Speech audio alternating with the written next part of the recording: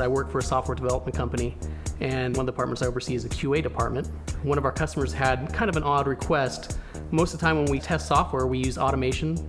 So we have a program running that actually goes through the different steps, while they said they don't want any software running. So I got to thinking, wouldn't it be great if we had a piece of hardware that could do the same thing as our software automation? So I thought, yeah, I should contact my buddy, Kenneth, and ask him, can we make this thing?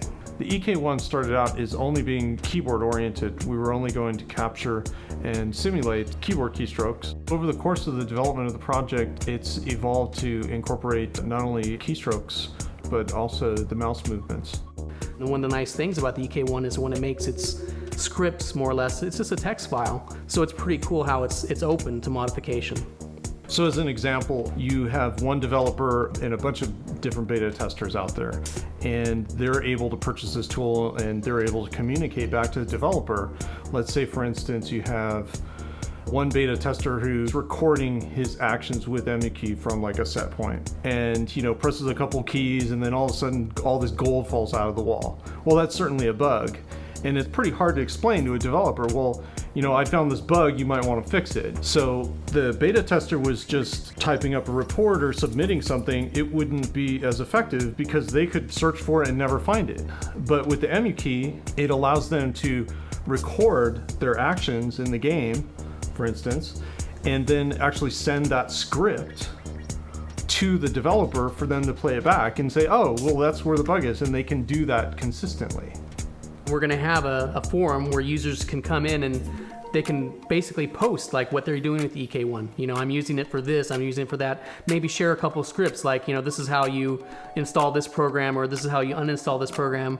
So it's really going to be a great community product as well. All the end users are going to get together and share their uses, and that's one of the things I'm really excited about, because I want to see all kinds of users posting like these crazy ideas that we never thought of on the Emukey forums.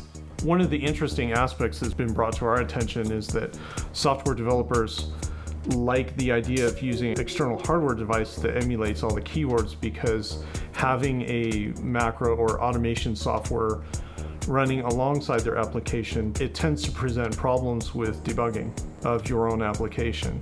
So you don't know when you hit a breakpoint or something that it's going to cause a flood of additional data, or if that automation software itself is causing the problem.